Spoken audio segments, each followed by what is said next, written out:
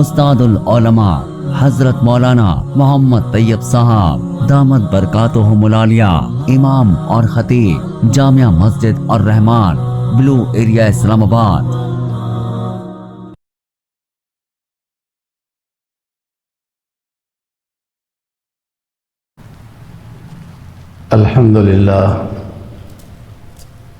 الحمد للہ وکفا والصلاة والسلام علی سید الرسل وخاتم الانبیاء وعلی آلہ واصحابہ الذین اوفوا عہدہ الذین هم خلاصۃ العرب العرباء وخیر الخلائق بعد الانبیاء، اما بعد فاعوذ باللہ من الشیطان الرجیم، بسم اللہ الرحمن الرحیم۔ یا ایہا الذین آمنوا اطیعوا اللہ واطیعوا الرسول واولی الامر منکم فإن تنازعتم فی شیء فردوه الی اللہ والرسول ان کنتم تؤمنون باللہ والیوم الآخر ذلک خیر واحسن تأویلا۔ قال النبی صلی اللہ علیہ وسلم السمع والطاعة على المرء المسلم فيما أحب أو كره ما لم يؤمر بمعصية، فإن أمر بمعصية فلا سمع ولا طاعة، رواه البخاری۔ صدق اللہ العظیم وصدق رسولہ النبی الامی الکریم ونحن علی ذلک لمن الشاہدین والشاکرین والحمد للہ رب العالمین۔ سورہ نساء 5ویں پارے کی ایک آیت کریمہ تلاوت کی ہے، اور جناب نبی پاک صلی اللہ علیہ وسلم کا ایک فرمان تلاوت کیا ہے جس کو امام بخاری نے روایت کیا ہے۔ آیت کریمہ کا مفہوم یہ ہے، اے ایمان والو، اللہ کی اطاعت کرو اور اللہ کے رسول کی اطاعت کرو اور اولی الامر کی اطاعت کرو، اپنے بڑوں کی، جب تک کہ وہ اسلام کے موافق حکم دیتے رہیں۔ اسلام کے خلاف حکم دے تو ان کی اطاعت نہیں ہے۔ فَإِن تَنَازَعْتُمْ فِي شَيْءٍ فَرُدُّوهُ إِلَى اللَّهِ وَالرَّسُولِ، اگر تمہارا کسی معاملے میں جھگڑا ہو جاتا ہے، تم اللہ رسول کی ہدایات سے اس مسئلے کا حل کرو۔ اگر تم اللہ اور آخرت پر، رسول پر ایمان رکھتے ہو تو اپنے تنازعوں کا حل اسلامی ہدایات سے تلاش کرو۔ اگر تمہارا ایمان نہیں ہے تو پھر اپنے تنازع کا حل قرآن حدیث سے پھر ظاہر ہے تم نہیں تلاش کرو گے۔ ذالک خیر و احسن تأویلا، یہ جو اللہ رسول کی اطاعت ہے، اولی الامر کی اطاعت ہے، جھگڑے میں اسلامی ہدایات سے فیصلہ کرانا ہے، یہ بہترین طریقہ ہے۔ ذالک خیر و احسن تأویلا، بہترین آپس میں اتفاق و اتحاد کا یہ حل ہے کہ جانبین سے مومن ہیں، دونوں قرآن حدیث کو مانتے ہوتے ہیں، تو جب فیصلہ قرآن حدیث کے مطابق ہو تو تم مان جاؤ، یہ دل کی بھی تسلی ہے، معاشرہ بھی اسی سے بہتر ہوتا ہے، اور بہترین ہدایت پر تم نے عمل کیا ہے، اس پر ثواب بھی ہوگا۔ جناب رسول پاک صلی اللہ علیہ وسلم کے فرمان کا مفہوم یہ ہے، آپ نے فرمایا السمع والطاعۃ علی المرء المسلم، مسلمان مرد پر سننی ہے بات اور اس کو ماننا ہے۔ فیما احب و کرہ، بھلے بات آپ کے کو پسند آ رہی ہے جو بڑے بات کر رہے ہیں، یا آپ کو پسند نہیں آ رہی، تب بھی بڑوں کی بات مانو۔ ما لم یؤمر بمعصیہ، جب تک بڑے گناہ کا حکم نہ دیں، جب تک ان کی بات مانو، بھلے دل کو لگ رہی ہے نہیں لگ رہی۔ فَإِنْ أُمِرَ بِمَعْصِيَةٍ فَلَا سَمْعَ وَلَا طَاعَةَ، اگر بڑے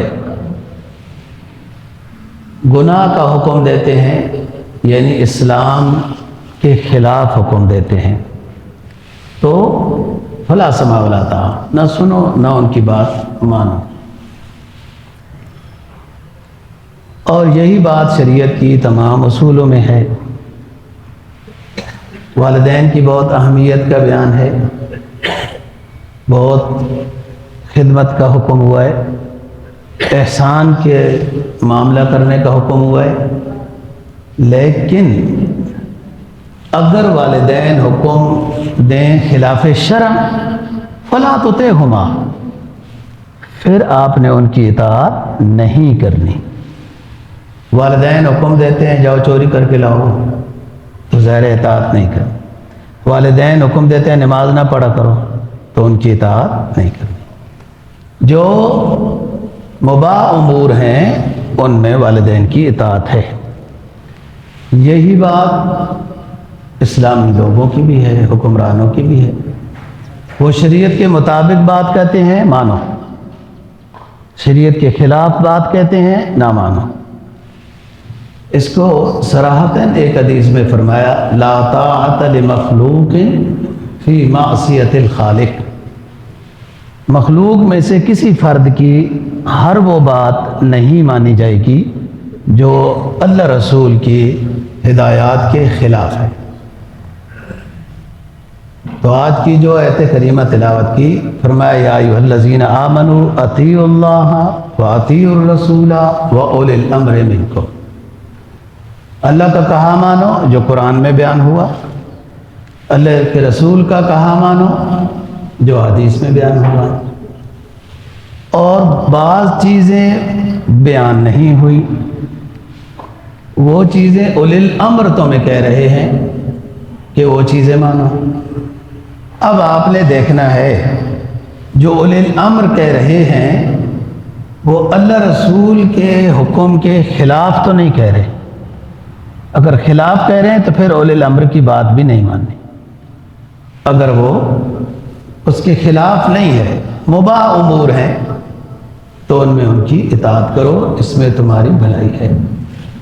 اور ایک حدیث میں تو یہ بھی فرما دیا کہ بھلے تمہارا امیر گندا ہے، ظاہری طور پر کالا ہے، حبشی ہے، لیکن وہ تمہیں اللہ رسول کے حکم کے مطابق حکم دیتا ہے، تو اس کی نافرمانی جائز نہیں ہے۔ تم اس لیے نافرمانی کرنے لگ جاؤ کہ قوم کا کمزور ہے یا گھٹیا ہے یا اس طرح ہے، نہیں، آپ نے حکم کو دیکھنا ہے کہ وہ حکم کیا کر رہے۔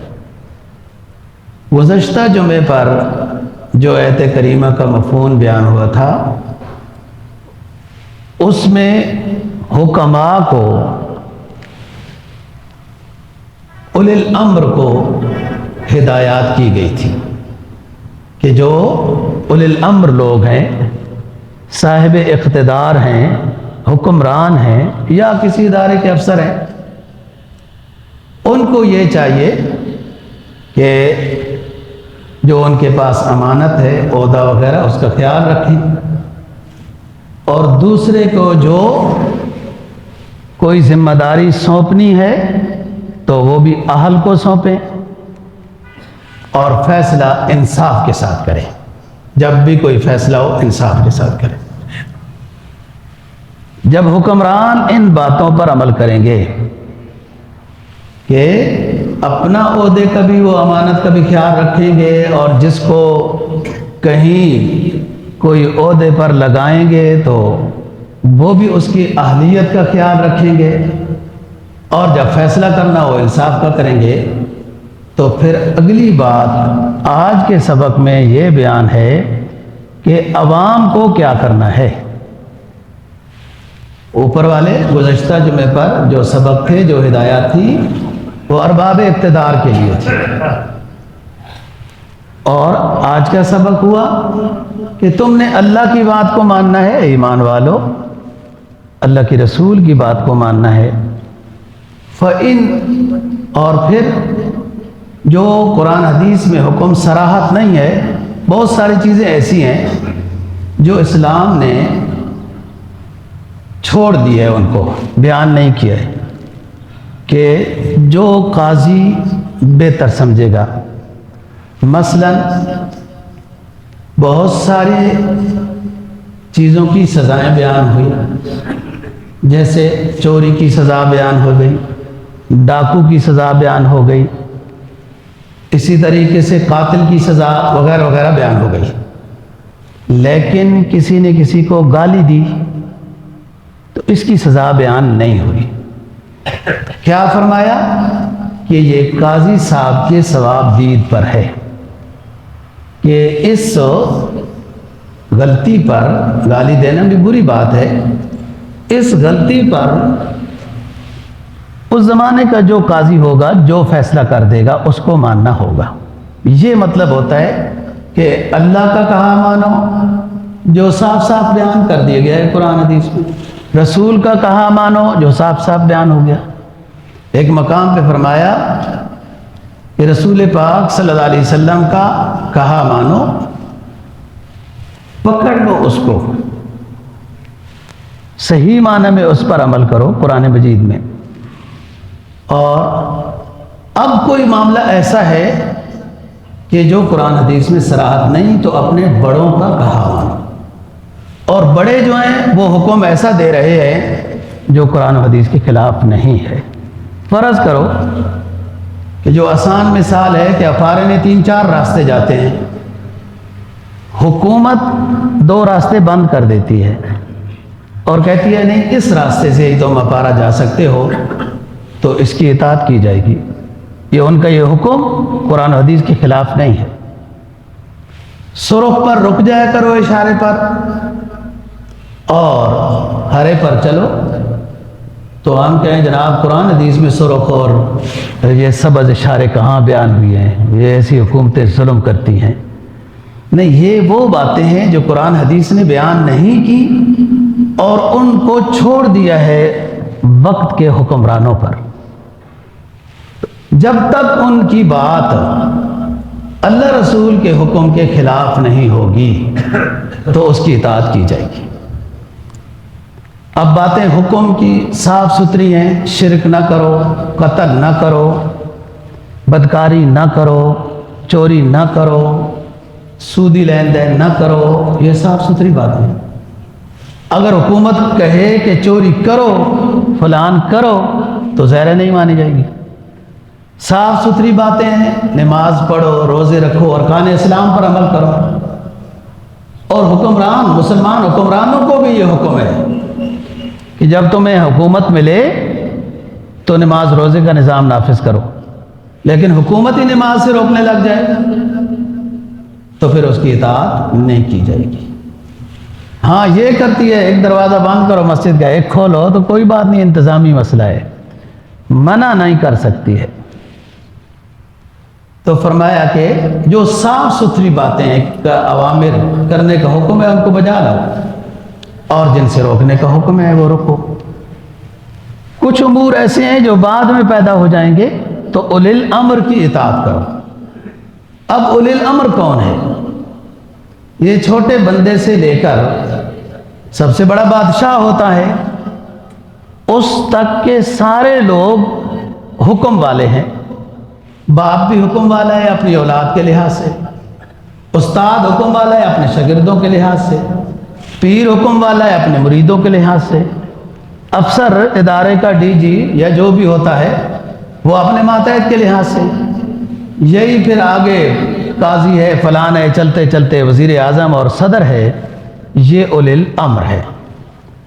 یہ تمام اولی الامر کہ جب قرآن و حدیث کے مطابق ان کی بات ہے تو اطاعت کرنا واجب ہے۔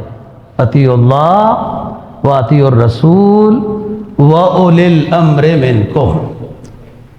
اس کو اور آسان کرتے ہیں کہ دینی اور مذہبی امور میں رہنمائی میں اگر حاصل کرنی ہے تو علماء اولی الامر ہیں، ان کی اطاعت کرو، اور حکومتی نظام چلانے میں کہ کچھ ہدایات اور کچھ قانون انہوں نے ایسے بنائے ہیں کہ جن کے مطابق آپ کو چلنا ہے اور وہ قرآن و حدیث کے خلاف نہیں ہے، تو پھر ان کے اطاعت کرنا ضروری ہوگی۔ اور یہی معنی اولی الامر کا تمام لوگوں کے ساتھ بھی ہے۔ اگر والدین شریعت کے خلاف حکم نہیں دے رہے، ان کی بات ماننا ضروری ہے۔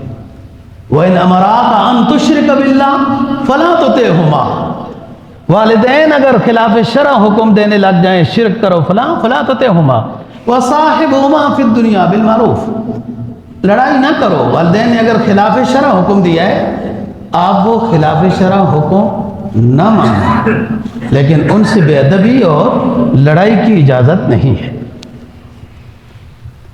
جناب رسول پاک صلی اللہ علیہ وسلم نے ایک قافلہ جہاد کے لیے بھیجا، اور اس کے امیر ایک انصاری صحابی رضی اللہ تعالیٰ عنہ کو بنایا۔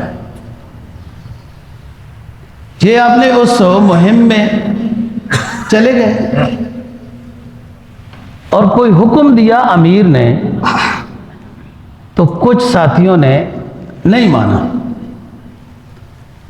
امیر کو غصہ آ گیا، اس نے سب کو جمع کیا، کیا تمہیں نبی پاک صلی اللہ علیہ وسلم نے میرے حکم ماننے کا، میری اطاعت کرنے کا حکم نہیں دیا تھا؟ تو وہ کہنے لگی جی ضرور دیا تھا۔ تو اس امیر نے کہا کہ پھر آپ میری بات نہیں مان رہے ہو؟ انہوں نے کہا نہیں حضرت مانیں گے، ایسی بات نہیں ہے۔ کہا جاؤ سارے لکڑیاں جمع کر کے لے آؤ۔ وہ چلے گئے، لکڑیاں جمع کر کے لے آئے، پھر کہا ان کو جلا دو۔ ان کو جلا دیا، بہت زیادہ لکڑیاں تھیں۔ امیر نے کہا کہ سارے آگ میں چھلانگ لگا دو۔ تو حضرات صحابہ رضی اللہ تعالیٰ عنہم ایک دوسرے کو دیکھنے لگ گئے کہ اب یہ کیا بات ہوئی۔ تو ایک صحابی نے عرض کیا کہ حضرت ہم جو مطلب زمانہ جاہلیت میں تھے، نبی پاک صلی اللہ علیہ وسلم کا پیغام سنا تو ہم نے پیغام کو اس لیے مانا، نبی پر ایمان اس لیے لایا کہ آگ سے بچ جائیں، اور آپ ہمیں آگ کے اندر جانے کا حکم دے رہے ہیں۔ ہم تو مسلمان اس لیے ہوئے کہ آگ سے بچ جائیں، آپ آگ میں کودنے کا حکم دے رہے ہیں۔ اس واقعے کو امام بخاری نے روایت کیا ہے۔ تو بات چیت ہونے لگ گئی، گفت و شنید ہو گئی، ٹائم لگ گیا، اتنے میں آگ بجھ گئی۔ آگ بجھ گئی اور امیر صاحب کا غصہ بھی بجھ گیا، نارمل ہو گیا نظام۔ آپ صلی اللہ علیہ وسلم تک بہت بات پہنچ گئی۔ آپ نے فرمایا کہ آپ نے بہت اچھا کیا جو آگ کے اندر نہیں کودے، اگر چلے جاتے تو پھر آگ میں ہی رہتے۔ اور یاد رکھو اصولی بات یہ ہے کہ امیر کی اطاعت کی جائے گی جب تک کہ وہ معصیت کا حکم نہ دے۔ آگ میں کودنا، یوں سزا اپنے آپ کو دینا اسلام میں جائز نہیں ہے۔ کسی انسان کے لیے آگ کا عذاب منتخب کرنا صحیح نہیں ہے۔ پتہ نہیں یہ میزائل شیزائل مارنے کیسے ہوں گے، اس میں بھی آگ ہی لگ جاتی ہے۔ پرانے زمانے تو تلوار تھا، تیر تھی۔ تو آپ صلی اللہ علیہ وسلم نے ان صحابہ کو یہ تو فرمایا لکڑیاں جمع کرنا بھی ٹھیک، آگ بھی جلانا ٹھیک ہو گیا۔ اگلی بات جو نہیں مانی، یہ نہ ماننا بھی ٹھیک تھا کہ امیر کی اطاعت ہر اس حکم میں ہوگی جو معروف حکم ہوگا، گناہ والے حکم میں نہیں ہے۔ ایک اور حدیث، اس کو بھی امام بخاری نے روایت کیا ہے، رسول پاک صلی اللہ علیہ وسلم نے فرمایا من اطاعنی فقد اطاع اللہ ومن عصانی فقد عصى اللہ، جس شخص نے میرا کہا مانا اس نے اللہ کا ہی کہا مانا ہے، اور جس نے من عصانی فقد عصى اللہ، اور جس نے میری نافرمانی کی اس نے اللہ کی نافرمانی کی۔ ومن اطاع امیری فقد اطاعنی ومن عصى امیری فقد عصانی، جس نے اپنے امیر کی اطاعت کی مباح امور میں اس نے میری اطاعت کی، اور جس نے اپنے امیر کی نافرمانی کی اس نے میری ہی نافرمانی کی، کہ امیر کی اطاعت سے ہی نظام امن ہے۔ امیر کی مخالفت، جماعت سے جدا ہونا اس کو پسند نہیں کیا گیا، فرمایا کہ جماعت کے ساتھ جڑ کے رہو، اللہ کی مدد رہے گی، ید اللہ فوق ایدیہم، اور اگر کوئی جماعت سے جدا ہو جائے تو کوئی یوں فرمایا کوئی بکری بھی جب ریوڑ سے جدا ہو جائے تو وہ شکار ہو جاتی ہے، ہلاک ہو جاتی ہے۔ مسلمانوں کا اتفاق و اتحاد، اجتماعیت، یہ پاور ہے۔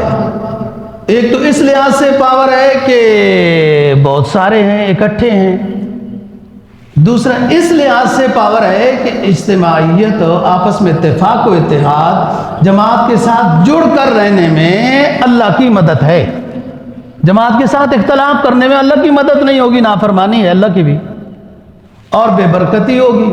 یہی جیسے ہم ٹکڑے ٹکڑے کر کے بیٹھے ہوئے ہیں ملک چھوٹے چھوٹے لے کے، یہی ایک ملک ہوتا، خلافت عثمانیہ کی بہت غلطیاں ہیں مان لیتے ہیں، لیکن 524 سال حکومت میں کوئی کفر ان کی طرف غلط نگاہ کو نہیں دیکھ سکتا تھا کہ بہت بڑی طاقت تھی۔ اسلام اسی چیز کا حکم ہے۔ آپ خلفائے راشدین کا دور دیکھیں، بعد کا دور دیکھیں، مسلمانوں کی ایک قوت تھی کہ ایک خلافت تھی، سارے ملک اسی پر، یورپ بھی اس میں آتا ہے، افریقہ اس میں تھا، ایشیا اس میں ہے۔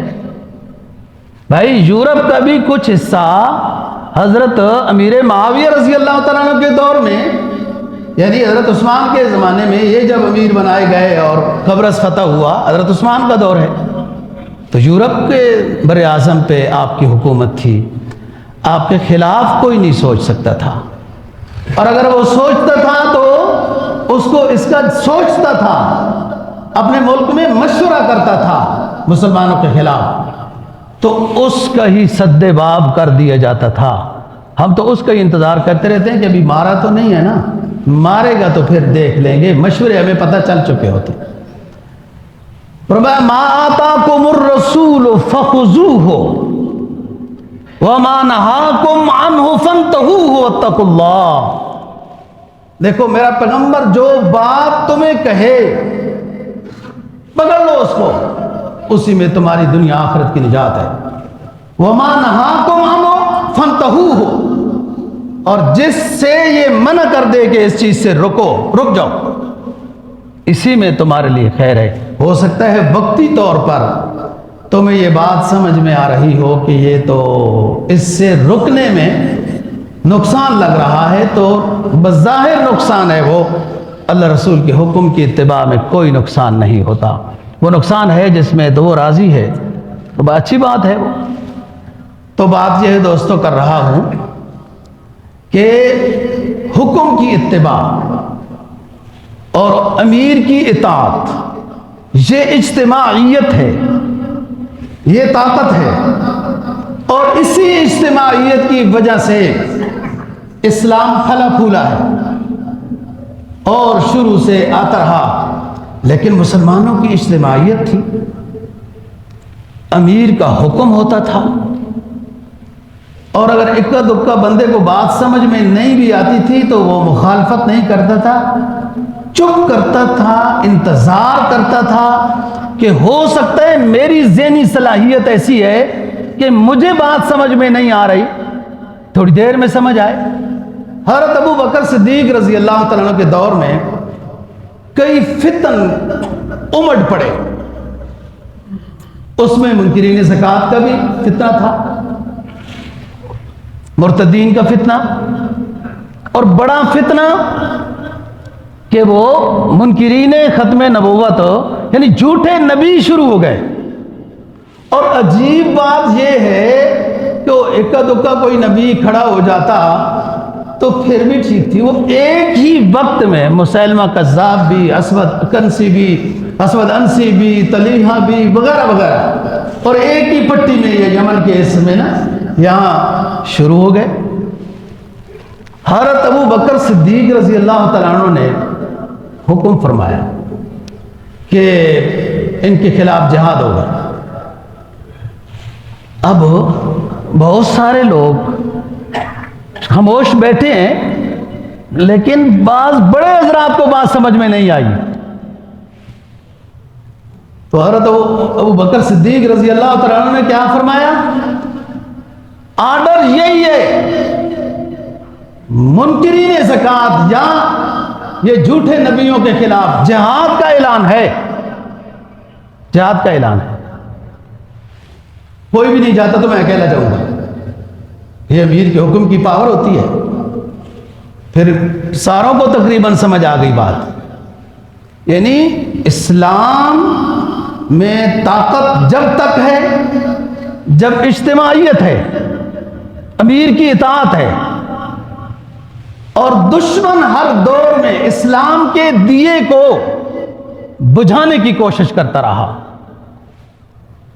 یریدون لیطفئوا نور اللہ بافواہہم واللہ متم نورہ ولو کرہ الکافرون۔ کافر ہمیشہ اس سوچ اور محنت میں رہا کہ لیطفئوا نور اللہ بافواہہم، اللہ کی روشنی کو، اللہ کی روشنی اسلام ہے، اس کو ہم بجھا دیں، لیکن قدرت نے یہ فیصلہ کر کے رکھا تھا کہ واللہ یتم نورہ ولو کرہ المشرکون، ایک مقام پہ، اور ایک مقام پہ ولو کرہ الکافرون کہا۔ تو جو ادھر ادھر سے اسلام دشمن طاقتیں اسلام کو کمزور کرنے کے لیے اٹھتی رہیں، چونکہ مسلمانوں کی ایک ریاست تھی، ایک حکومت تھی، ایک خلافت تھی، بٹے ہوئے نہیں تھے، اپنے اپنے خطوں کی حفاظت کے لیے نہیں۔ مسلمان تو اسلام کی حفاظت کے لیے آتا ہے، ساتھ ساتھ اس کا اپنا خطہ بھی ضروری ہے کہ اس میں اسلامی قانون ہوتا ہے۔ اور اللہ نے یہ اعلان کیا ہے کہ ہم نے جو پیغمبر آخری بھیجا ہے نا جی، اور اس کو جو ہدایات دے کر بھیجی ہیں، یہ ساری دنیا پہ پھیلے گی، جائیں گی۔ لوگ جو مٹانے والے ہیں مٹتے رہیں گے خود۔ فرمایا هو الذی ارسل رسولہ بالہدی ودین الحق لیظہرہ علی الدین کلہ ولو کرہ الکافرون۔ ہم نے اپنا آخری رسول بھیجا، ارسل رسولہ بالہدی، اپنی نورانی تعلیمات دے دی، دین حق دے دیا۔ یہ اپنی تعلیمات، واعظ و نصیحت، اپنی تبلیغ اور اس کے جانشینوں کی تبلیغ سے ہوگا کیا؟ لیظہرہ علی الدین کلی، تمام ادیان کے اوپر مذہب اسلام غالب آ کے رہے گا۔ اور ہمیشہ مذہب اسلام کو کوئی شکست دلائل کے ساتھ نہیں دے سکا، بس مقابلے تو ناراضگیاں تو دور جا کے سازشیں، اور یوں جیسے یہود و نصارہ۔ یہود بھی کہ جس وقت عبداللہ بن سلام رضی اللہ تعالیٰ عنہ، یہ بڑے عالم تھے مدینہ کے، ان کو کہا کہ اس نبی سے امتحان لیں، آپ پڑھے لکھے ہیں، یہ جو شخص نبوت کا دعویٰ کر رہا ہے، آپ ان سے کوئی سوال کریں، اگر یہ سچا ہے تو ہم مسلمان ہو جاتے ہیں۔ عبداللہ بن سلام رضی اللہ تعالیٰ عنہ آئے، آپ نئے نئے مدینہ طیبہ میں تشریف لائے تھے۔ اس نے صرف 3 سوال کیے۔ پہلا سوال کہ قیامت کی نشانی کیا ظاہر ہوگی جو پتہ چل جائے گا کہ اب قیامت قریب ہے؟ کہا مغرب سے ایک آگ نکلے گی، مشرق کی طرف دھکائے گی، لے کے جائے گی۔ اب سوچ لیں، آپ دیکھیں کیا ہوتا ہے، یہ کہاں سے آ رہی ہے ہوا اور کدھر سے جا رہی ہے؟ یہ آگ ہی ہے نا، دھکیلتی جا رہی ہے۔ یہ تو روکا ہوا ہے پاکستان کے بادشاہوں نے، اللہ ان کو جزائے خیر دے، ورنہ انہوں نے تو آگ لگا دی ہے۔ دوسری چیز، سوال کیا ہوا کہ سب سے پہلے جنتی کی مہمانی کیا ہوگی؟ عبداللہ بن سلام نے آپ صلی اللہ علیہ وسلم سے سوال کیا۔ آپ نے فرمایا مچھلی کے کلیجے سے جنتیوں کی پہلی مہمان نوازی ہوگی۔ تیسرا سوال کرنے لگا کہ بعض دفعہ بچہ ہوتا ہے، بعض دفعہ بچی ہوتی ہے اختلاط میں میاں بیوی کے، تو میں اب ایک طبی جملہ ہے اس کو بڑے معزز انداز میں ترجمہ کرتا ہوں، جو طاقت میں زیادہ ہو۔ حدیث میں اس کی اچھی شرح ہے کہ میں نے ایک اچھے انداز میں اس کو بیان کیا ہے کہ آپ نے جواب دیا جو طاقت میں زیادہ ہو، اس کے رنگ روپ آتا ہے، ظاہراً بھی، عادتاً بھی، اخلاقاً بھی، دیانتاً نیکی وغیرہ کے لحاظ سے بھی، جو غالب ہے اس کا رنگ روپ آئے گا۔ عبداللہ بن سلام کہنے لگا آپ اللہ کے سچے رسول ہیں، ہماری کتابوں میں بھی یہی باتیں لکھی ہیں اور پیغمبر کے علاوہ یہ کوئی باتیں نہیں رہ سکتی۔ اور پھر کیا؟ فوراً ایمان لائے اور اعلان کیا کہ اللہ کی قسم یہ چہرہ کسی جھوٹے پیغمبر کا نہیں ہو سکتا، اشہد ان لا الہ الا اللہ و اشہد انک محمد عبدک و رسولک، ہم آپ پر ایمان لاتے ہیں۔ یہ انہوں نے چیک کیا یہودیوں نے، تو دلائل، میرا مسئلہ جو بیان کرنا ہے وہ یہ ہے کہ دلائل کے لحاظ سے اسلام غالب رہا ہے، اسلام غالب رہا ہے۔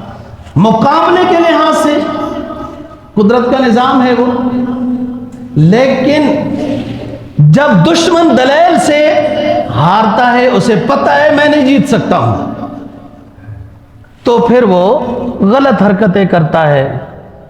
پھر آپ صلی اللہ علیہ وسلم کو بھی مطلب بڑے انعام مقرر کیے گئے، آپ مدینہ میں تھے تب بھی، مکہ میں تھے تب بھی، کہ ان کو ختم کیا جائے وغیرہ۔ بھائی آپ مقابلہ کرو نا، سچ جھوٹ کو دلائل کے ساتھ آپ چھیڑو، پتہ چل جائے گا۔ لیکن کعب بن اشرف نے آپ کے خلاف قتل کا پروگرام کیا، ابو رافع یہودی نے قتل کا پروگرام کیا وغیرہ وغیرہ، اور آپ کے محافظ بھی تھے، مطلب آپ کے باڈی گارڈ بھی تھے۔ لوگوں کو مسائل کا پتہ نہیں، اسلام کا مطالعہ نہیں، رسول پاک صلی اللہ علیہ وسلم کی سیرت کو پڑھا نہیں، بس ویسی ہی جھرجھر کرتے رہتے ہیں۔ کسی عالم کا باڈی گارڈ دیکھ لیں نا جی، تو انہیں فوراً شریعت یاد آ جاتی ہے، دیکھو جناب باڈی گارڈ رکھنا تو پھر توکل کے خلاف ہے۔ یہ بات ہے، آپ صلی اللہ علیہ وسلم کے باڈی گارڈ تھے، باڈی گارڈ رکھنا سنت سے ثابت ہے۔ بہرحال اس تشریح کو مطالعہ کریں، پھر اللہ نے بھی حکم دے دیا واللہ یعصمک من الناس، اے اللہ کے ہمارے پیغمبر مطمئن ہو کر تبلیغی سفر کیجئے، ہم آپ کی حفاظت کریں گے۔ لیکن آپ کے محافظ صحابہ کرام رضی اللہ عنہ، اور کوئی محافظ رکھنا کوئی بری بات نہیں ہے۔ مدینہ طیبہ میں ایک خبر مشہور ہو گئی کہ سیڈوں میں کوئی دشمن آ رہا ہے، رسول پاک صلی اللہ علیہ وسلم نے اپنا گھوڑا منگوایا، سوار ہوئے اور پورے مدینے کا چکر لگا کے واپس آ کے فرمایا کوئی خطرے کی بات نہیں ہے، کوئی بھی نہیں ہے، کوئی دشمن نہیں ہے، یہ افواہ غلط تھی۔ صحیح ہے بات. تو اپنے ملک کی حفاظت سمجھ آ گئی ہے حدیث سے. بعض لوگوں کو ابھی تک بھی سمجھ, کھا پاکستان کا, تنخواہیں پاکستان سے, یہیں سے پلو پوسو, تنخواہیں لو, اور پتہ نہیں گیت کس کے گاؤ. عجیب بات ہے. یعنی حکومت کی مخالفت کرنی ہے بس, کیونکہ ہماری پارٹی کی حکومت نہیں ہے. بھلے حکومت صحیح کام کر رہی ہے تب بھی مخالفت کرنی ہے, ٹھیک کر رہی ہے تب بھی مخالفت کرنی ہے. بات یہ ہے دوستو, جب اللہ عزت دینے پہ آئے تو کون روک سکتا ہے؟ اور اللہ ہی صلاحیت بھی دیتا ہے بات کرنے کی. حدیث میں آتا ہے نا, علماء نے لکھا ہے کہ خصوصاً علماء کے لیے کہ جب آپ سے کوئی مسئلہ پوچھے تو جواب دینے سے پہلے یہ پڑھ لیا کرو, سبحانک لا علم لنا الا ما علمتنا. ہمارے پاس کوئی علم نہیں ہے, علم وہی ہے جو رب بتا کر دے تو ہم آپ کو اس کی برکت سے, اس کی مدد سے جواب دے دیں گے. بات کرنے کی صلاحیت بھی اللہ دیتا ہے, طاقت بھی اللہ سے مانگو تو وہی دیتا ہے, بہادری بھی وہی دیتا ہے. پاکستان دنیا کا بظاہر چھوٹا سا ملک ہے, روحانی لحاظ سے بڑا مضبوط ملک ہے. اور بہت ساری دنیا کو سمجھ آ گیا کہ بڑی آگ جو لگ چکی تھی یا مزید لگنے والی تھی, اس آتش نمرود کو بجھانے کے لیے پاکستانی قیادت بڑا اچھا کام کر رہی ہے, اور کافی حد تک بجھی بھی ہے. آگے بھی اللہ سے امید ہے کہ بجھ جائے گی. لیکن یہ بات انڈیا کو سمجھ میں نہیں آتی. ظاہر ہے اس میں ہماری تعریف ہو رہی ہے نا. دشمن, وہ دشمن کیا ہے جو آپ کی خوبی کا معترف ہو جائے. اسرائیل کو سمجھ میں نہیں آ رہی, نہ سمجھ میں آئے نا.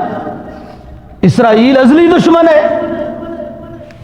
اور پاکستان کے اندر بعض لوگوں کو بھی سمجھ نہیں آ رہی, یعنی پچ نہیں رہی کہ پاکستان کی عزت کیوں ہو رہی ہے, پاکستان کے اداروں کی کیوں عزت ہو رہی ہے. بھائی سلو, اسلام میں حکم ہے. آپ کا فرمان کیا ہے؟ لا تتمنوا لقاء العدو, دشمن سے ملاقات کی تمنائیں نہ کرو, لڑائی جھگڑے کے لیے پیش قدمی نہ کرو. اگر بالفرض آ جائے لڑائی جھگڑی تو دم ایسا آگے نکلو اللہ کا نام لے کر, ثابت قدم ہو کر, پھر جم جاؤ. لیکن پہلے حکم کیا ہے؟ لا تتمنوا لقاء العدو, دشمن سے ملاقات کی تمنا نہ کرو, عافیت مانگو. جنگ اچھی نہیں ہے, فساد بڑھ جاتا ہے, آبادیاں ویرانے بن جاتی ہیں. وہ ہدہد نے جو سلیمان علیہ السلام کے دربار میں دیر سے آیا نا, جو 20ویں پارے میں ذکر ہوا 19ویں میں, تو آپ نے پوچھا سلیمان ہدہد کیا بات ہے, دیر سے کیا ہو؟ انہوں نے کہا حضرت صاحب میں ایک ایسی قوم کے پاس سے ہو کے آیا ہوں جو سورج کی عبادت کرتی ہے اور یوں, اور ایک عورت حکمران ہے. بارہ لمبی بات ہے, ہمارا موضوع اور ہے. خط لکھا گیا سلیمان نے علیہ السلام نے, تو ملکہ بلقیس بھی وہ تھی تو عورت کی حکمرانی اچھی نہیں ہے, حدیث میں اس کو پسند نہیں کیا گیا, بے برکتی ہوتی ہے. لیکن وہ تو کافر تھے نا. اس نے کیا کہا, ساروں کو, اپنے وزیروں کو بلایا, کیا مشورہ دیتے ہو؟ تو انہوں نے کہا جو آپ کی مرضی ہے آپ وہ حکم دیں, ہمیں آپ اگر لڑنے کا حکم دیتے ہیں تو ہم قوت والے لوگ ہیں, ہم لڑیں گے. اور یہی بتوے فوج کو کہنا چاہیے. بلقیس کی بات بتانا چاہتا ہوں, اس نے کہا کیا ہے کہ نہیں, جلدی لڑتے نہیں ہیں, لڑائی اچھی چیز نہیں ہوتی, آبادیاں ویرانوں میں بدل جاتی ہیں, سارے شرفاء بھی پھر اس میں عزت مند نہیں رہتے, اس لیے پہلے اور سوچتے ہیں. تو بات یہ ہے کہ لڑائی تو اچھی چیز نہیں ہے, لیکن لڑائی کی نوبت آ جائے تو مسلمان کو جم کر لڑنے کا بھی حکم ہے. ثبت اقدامنا, یہ نبی کی دعا ہے, میدان جنگ کی دعا ہے کہ اللہ پاک ہمارے قدموں کو مضبوط کرنا ہے.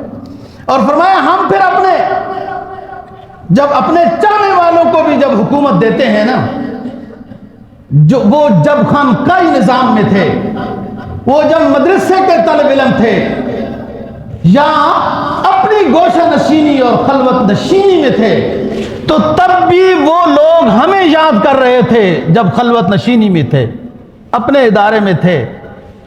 لیکن ایسے خلوت نشینی والے درویشوں کو جب ہم حکمرانی عطا کر دیتے ہیں تو وہی درویشی شکل میں وہ دنیا کے اوپر حکمرانی کر کے بھی دکھاتے ہیں، اور ہمارے اوامر کو نافذ، ہمارے حکم کو نافذ کر دیتے ہیں۔ کیا کہا قرآن نے؟ فرمایا الذین ان مکناہم فی الارض اقاموا الصلاۃ والزکاۃ وامروا بالمعروف ونہوا عن المنکر وللہ عاقبۃ الامور۔ جب ہم اپنے چاہنے والوں کو، خلفائے راشدین وغیرہ کو، جب علاقے کا حکمران بنا دیتے ہیں، ان کی تنہائی اور خلوت کی زندگی کی جو عبادتیں ریاضتیں رنگ لائیں کہ صرف عبادت کو اپنے حد تک محدود نہ کرو، ایسا قانون بناؤ کہ نہ عبادت کرنے والے بھی عبادت گزار بن جائیں۔ الذین ان مکناہم فی الارض، پھر ہم نے اپنے آخری حبیب کے چاہنے والوں کو دنیا کی حکمرانی عطا کی۔ جب حکمران بن گئے ابو بکر عمر عثمان و علی، نظام صلاۃ آ گیا، نظام زکوٰۃ آ گیا، اوامر کا حکم کر دیا گیا، منکرات سے روک دیا گیا۔ اللہ ناراض ہوتا ہے منکرات سے۔ ایک منکر ہو جائے نا جی، گناہ کبیرہ، جو محتاط قول ہے نا 70 گناہ کبیرہ، 70 گناہ کبیرہ، چوری موری بدکاری وغیرہ، ایک گناہ کبیرہ، گناہ کبیرہ میں بغاوت ہوتی ہے۔ حکومت بھی باغی کو معاف نہیں کرتی، غلطی والے کو معاف کرتی ہے، پرچہ تو پھر بھی کرتے ہیں، لیکن باغی کو بالکل معاف نہیں کیا جاتا۔ گناہ کبیرہ بغاوت ہوتی ہے، اعلانیہ خدا کے قانون کی مخالفت ہوتی ہے، اس لیے سزا سخت ہوتی ہے، خدا ناراض ہوتا ہے۔ اور بات یہ ہے دوستو کہ یہ ماشاءاللہ ہماری حکومت کوشش بہت کر رہی ہے، اللہ تعالیٰ مزید بھی کامیاب کرے، جنگ نہ ہو۔ اور ایران نے جو کچھ کام ایسے کیے جو بڑے اچھے اور بہادر قسم کے تھے، اسرائیل کا مقابلہ، چیلنج ہے، فلان ہے، یا جنگ ہے، یا نوبت ہے، جو بھی بات ہے، امت مسلمہ میں کوئی تو جاگا۔ لیکن مجھے یہ نہیں سمجھ میں آیا کہ 1000 سے زیادہ گولے برسائے سعودی عرب پر، وہاں وہ کس کو فتح کر رہے تھے؟ قطر میں وہ علاقہ سارا تباہ ہو گیا جو آپ کو دیتا تھا، کیا نام ہے، گیس۔ بہرحال غلطی سے ہو گئے ہوں گے، یا امریکہ کو کچھ کرنا ہوگا، واللہ عالم بالصواب۔ جو بات ہے یہ اچھی بات نہیں۔ دیکھو حرمین شریفین کی حفاظت، اسلام کیا کہتا ہے کہ امت مسلمہ پر فرض ہے۔ امت مسلمہ صرف سعودی عرب نہیں ہے، صرف حنفی مالکی نہیں ہے، سارے شافی، سارے کچھ ہیں، سعودی ہو، پاکستانی ہو، ایرانی ہو، ترانی ہو، عراقی ہو، کوئی بھی ہو، جو مسلم ہو، امت مسلمہ ہے نا جی، تو سب کے اوپر حرمین شریفین کی حفاظت ضروری ہے، اور بیت المقدس بھی اس میں داخل ہے، اس کے لیے تو کوشش ہو رہی۔ تو ہم سب، اگر سعودی حکومت حفاظت کرتی ہے، اس حفاظت کے لیے بطور مدد کے پاکستانی حکومت کو ساتھ رکھتی ہے تو بہت اچھی بات ہے، لیکن جس اسلامی حکومت کو سعودی عرب حرمین شریفین کی حفاظت کے لیے نہ بلائے، اس امت مسلمہ اور اس اسلامی حکومت کے لیے بھی حرمین کی تو حفاظت اس کے لیے بھی ضروری ہے۔ تو بات یہ ہے دوستو، جو میں بات کر رہا ہوں کہ ایک گناہ ہو جائے نا، جو گناہ کبیرہ ہے، یہ بغاوت ہوتی ہے، خدا ناراض ہوتا ہے، دعائیں قبول نہیں ہوتی۔ آپ خود سوچیں نا، نہ حفاظ کی کمی، نہ پیروں کی کمی، نہ علماء کی کمی، نہ نماز پڑھنے والوں کی کمی، نہ روزے رکھنے والوں کی کمی، نہ زکوٰۃ دینے والوں کی کمی، نہ طواف اور حج کرنے والوں کی کمی، نہ عمرہ کرنے والوں کی کمی، دعائیں آپ کی کدھر ہیں؟ सारी दुआएं हो रही हैं ना जी, दुआएं हो रही हैं, कहीं असर न लाएंगी। एक दिन तो हो जाएगा, नहीं टाइम लगता है। हजरत नूह अलैहिस्सलाम की बद्दुआ को भी 40 साल लग गए थे। हजरत अय्यूब अलैहिस्सलाम बीमारी में थे, दुआ के बाद एक मुद्दत लग गई थी। हाँ, फरमाया आपको चाहिए एक मुद्दत असर होने के लिए दुआ को चाहिए, को चाहिए एक मुद्दत असर होने के लिए। कौन जीता है बाबू तेरी जुल्फों के सर होने के तक, देखा जाएगा कब दुआ रब्बुल आलमीन कबूल करता है और रहमत के साए में दुनिया पर कमा हक़्क़हू जलवा अफरोज होता है। लेकिन हम कमजोर हैं, हमारे पास सिवाय दुआओं के और कोई सरमाया नहीं है। अल्लाह के सामने दुआ के अलावा, इल्तिजा के अलावा हमारी कोई पूंजी नहीं है। मैं एक साइले बेवसीला हूं, अपनी दुआ में कौन सा वसीला पेश करूं कि मैं नबी की सुन्नत का इत्तबा करने वाला हूं। अल्लाह, अपने महबूब पैगंबर की सुन्नत का मुत्तबे हूं, मेरे इस वसीले को कबूल कर ले। मैंने कभी गुनाह नहीं किए, मेरी इस नेकी को कबूल कर ले। मैंने अरकान इस्लाम में कभी डंडी नहीं मारी, हमेशा पाबंदी से अमल करता रहा। मेरा ये वसीला है, इस वसीले से मेरी दुआ कबूल कर ले। हम साइले बेवसीला हैं दोस्तों, हमारे पास अमाले सालिहा की कोई पूंजी नहीं है, लेकिन दुआ जारी रहनी चाहिए। जिनके जिम्मा हिम्मत है, सफारती कोशिशें हैं, स्लो करा सकते हैं, या नहीं करते तो फिर जंग के लिए इस्लाम की खातिर तैयार रहकर तैयार करा भी सकते हैं। गुनाह कबीरा से अल्लाह नाराज होता है। क्या कहता है कोई साहिब दिल, कहता है खुदा नाराज है तुमसे ए असरे हाजिर के मुसलमानों। जरा अपने माजी पे देखो, अरकान इस्लाम की पाबंदी पर नजर डालो, गुनाहों से बचने पर नजर डालो, तुम्हें समझ में आ जाएगा कि तुम्हारी जिंदगी में, तुम्हारी माजी में कितने गुनाह हैं। खुदा नाराज है तुमसे ए असरे हाजिर के मुसलमानों। ताज्जुब है कि तुम इस तर्ज़े तगाफुल से भी न पहचानो। इतने बंदे हैं, इतने औलिया, हुफ्फाज, उलमा, उम्रा करने वाले, हज करने वाले, कितने दुर्वेश हैं जो अल्लाह के सामने दुआओं में महव मसरूफ है, लेकिन रब अभी राजी नहीं हो रहा। इस्लाम की सरबुलंदी नहीं देखी गई अभी, इस्लाम शान शौकत के साथ दुनिया में उठकर नहीं आ रहा। लेकिन कुछ कोशिशें हो रही हैं। दुनिया वाले तो पाकिस्तानियों पर यौम तशक्कुर मना रहे हैं। तशक्कुर पाकिस्तान के ईरान की असेंबलियों में नारे लगाए जा रहे हैं। ईरान के रोडों पर पाकिस्तान जिंदाबाद के नारे लगाए गए कि शुक्र है अरबाब इक्तदार, पाकिस्तान के अरबाब इक्तदार का, कि हम कुछ दिनों से सुकून की नींद सो रहे हैं। हमारे गली कूचों में अब मिसाइलों के बमों की आवाज नहीं आ रहे। पाकिस्तान वालों को भी उलिल अम्र की इताअत करनी चाहिए, अपने हुक्मरानों की हौसला अफजाई करनी चाहिए।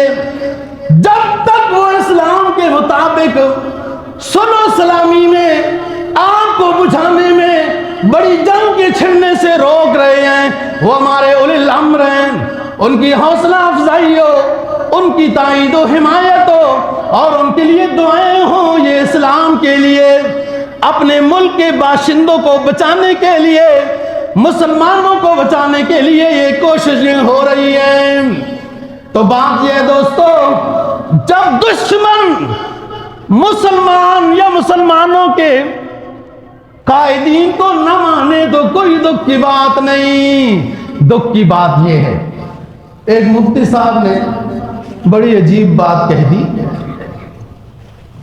पाकिस्तान की कोशिशों को तो हर कोई मान रहा है, अल्लाह करे, अल्लाह कामयाब करने वाला है, इंसान कोशिश करने वाला है, लेकिन शैतान नहीं मान रहा, शैतान नहीं मान रहा। पाकिस्तान की कोशिशों को शैतान नहीं मान रहा, क्योंकि नेकी जब बंदा करता है ना जी, तो नेकी तो खुदा मानता है ना। शैतान तो नेकी का मुखालिफ होता है, वो कोशिश करता है नेकी ना करने दे, नेकी ना करने दे। तो बहरहाल अल्लाह सबको हिदायत नसीब फरमाए, और हमारे जो अरबाब इक़्तिदार हैं जो अच्छा काम कर रहे हैं, मज़ीद इनको अच्छा काम करने की अल्लाह पाक तौफीक नसीब फरमाए और इनकी मदद और नुसरत फरमाए। व आखिरु दावाना अल्हम्दुलिल्लाहि रब्बिल आलमीन।